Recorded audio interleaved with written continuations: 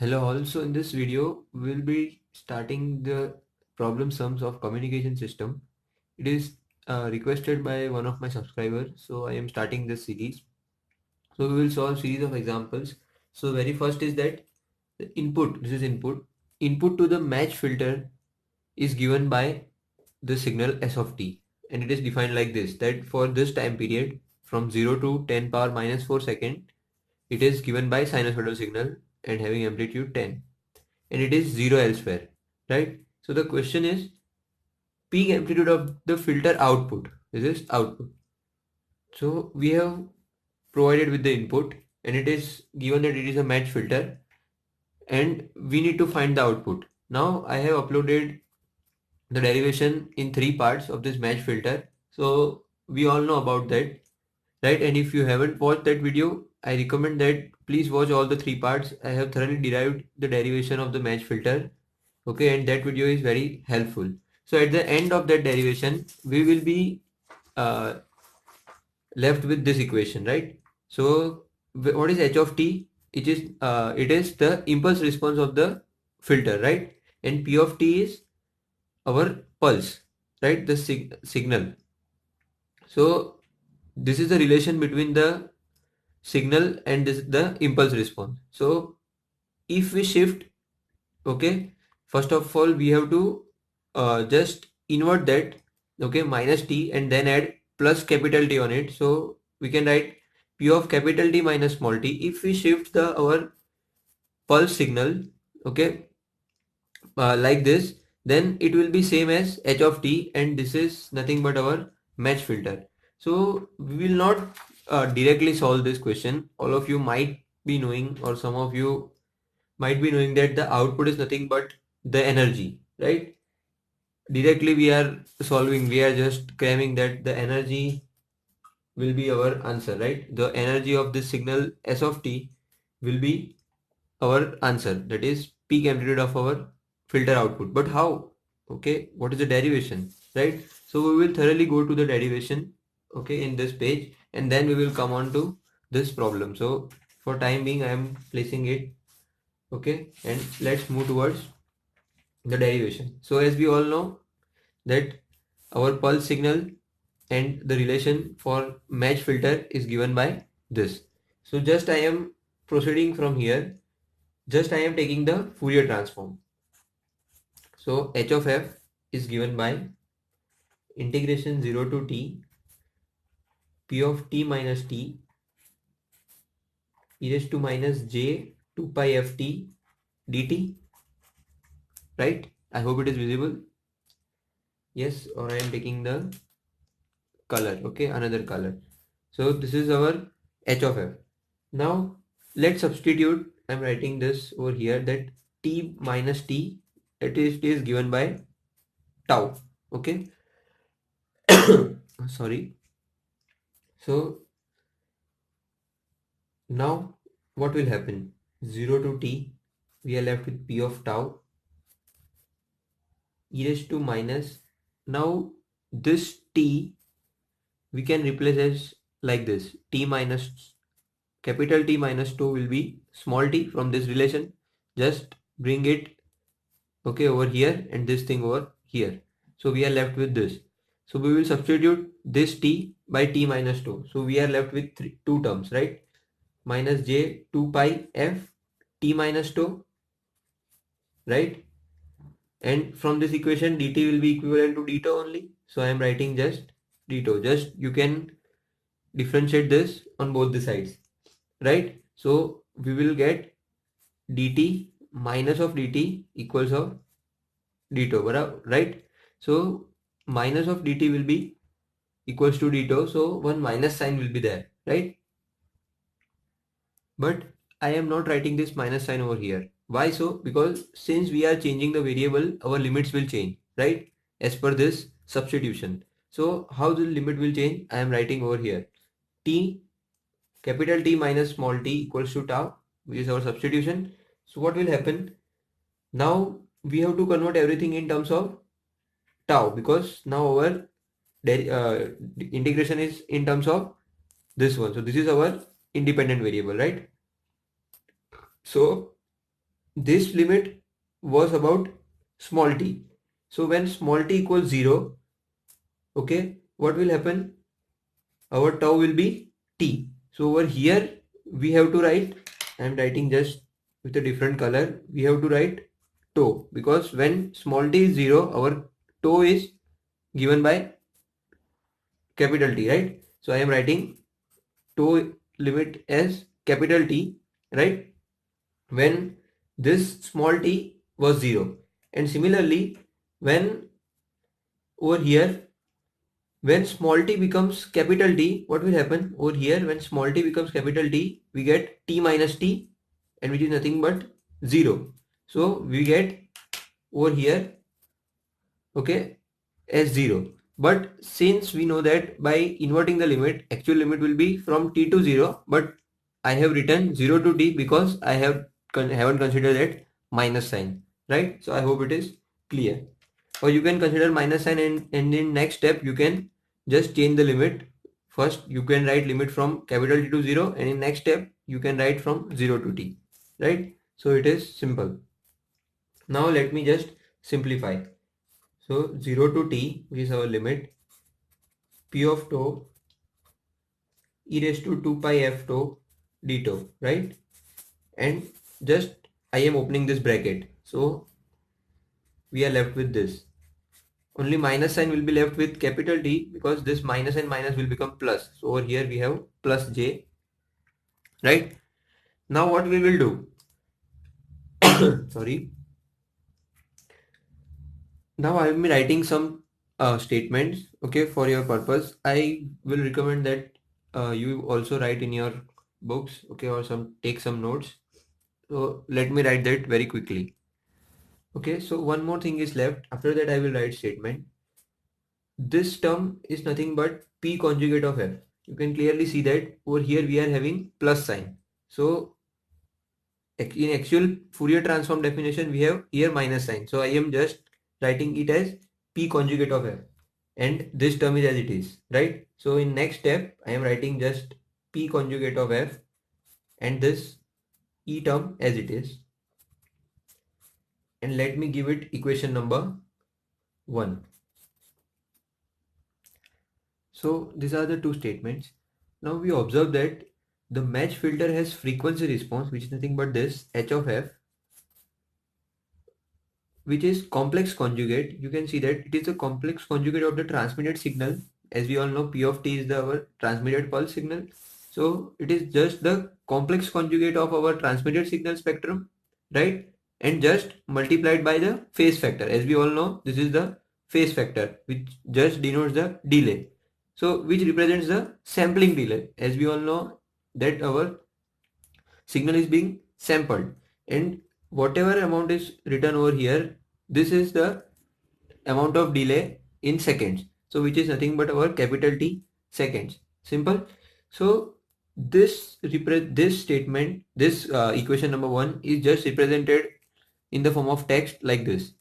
So now if the signal p of t, which has a Fourier transform, that is its spectrum, p of f, it is small f or capital F, whatever we can denote. Over here I am denoting by small f, is passed through a match filter, then what will happen? Filter output, and which is nothing but we have to calculate. So filter output will be given by like this: y of t, let's say it is the output, it will be the input signal x of t, which is nothing but our p of t, and its impulse response. So just I am taking the Fourier transform. As we all know, conjugation will be multiplication in frequency domain. So I am writing x of t as p of f, because our x of t is p of t and its spectrum is denoted by p of f, and h of t as h of f. Now from this equation number 1, we know that h of f is given by p of f, p conjugate of f, and e power this term. So I am just writing in place of h of f this equation. So p star of f, which is nothing but p conjugation of f, e power minus j 2 pi f capital T, and this p of f as it is over here. So multiplying this two term, we will get p of f square, since conjugation and its multiplication with its conjugation will be the magnitude square, and this term, which is the delay, is as it is. Now our task is to find output, right? So we get output by taking the inverse Fourier transform of this equation y of f, and as per definition it is given by like this ft, and we have df. So I am substituting this y of f over here, right? This whole term. So it is p of f magnitude square e power minus j 2 pi f t capital, and this term e power j 2 pi f small t and df. Now by sampling this output y of t, which is nothing but output of our match filter, and which is what we want, at t equals capital T, what we will get, just replace this small t over here in this whole equation by capital T, since we are sampling. So we will get p of f whole square. Over here we will be writing capital T, right, in place of small t. So both this will be e power 0, right, because when the base are same, the power are added. Since they are inverse of each other, additive inverse, so they will get cancelled and we get e power 0, which is nothing but 1. So we are left with just df, and this is what we have proved, because we all know that this is nothing but our energy of our signal p. So let me denote by ep. So the output of our signal is nothing but the energy of our transmitted signal, that is our input signal, right? So let us come back to our original question. So the question was this, right? And the question asks us to find the peak output. So let me write all these things, that we need to find peak output. First of all, let us plot this s of t. I am trying to plot s of t over here.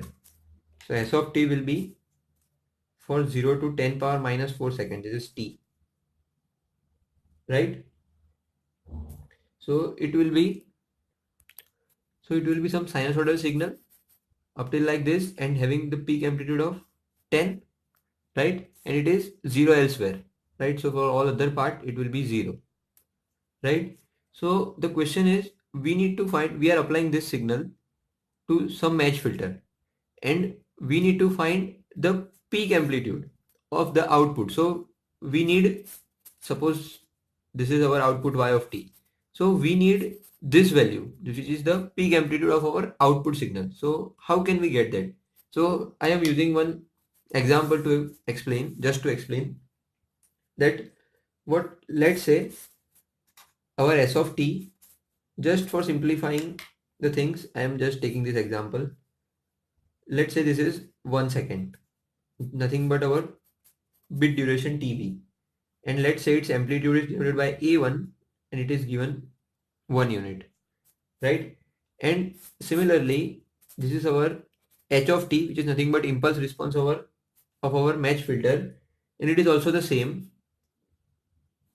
Okay, and why it is same? Since it is a match filter, so as per our relation, which is this relation, that h of t is given by just shifting, okay, and inverting and shifting, apply this operation. So if we will apply this operation, okay, that is t minus t, capital T minus small t, over here, we will get again the same thing. So, and the amplitude will remain also same. So it is also 1. Now what will be the output? Output will be conjugation of this two, and we know how to conjugate the two rectangular pulses, right? And since they are of same width, what will be our output? Our output will be a rectangular signal.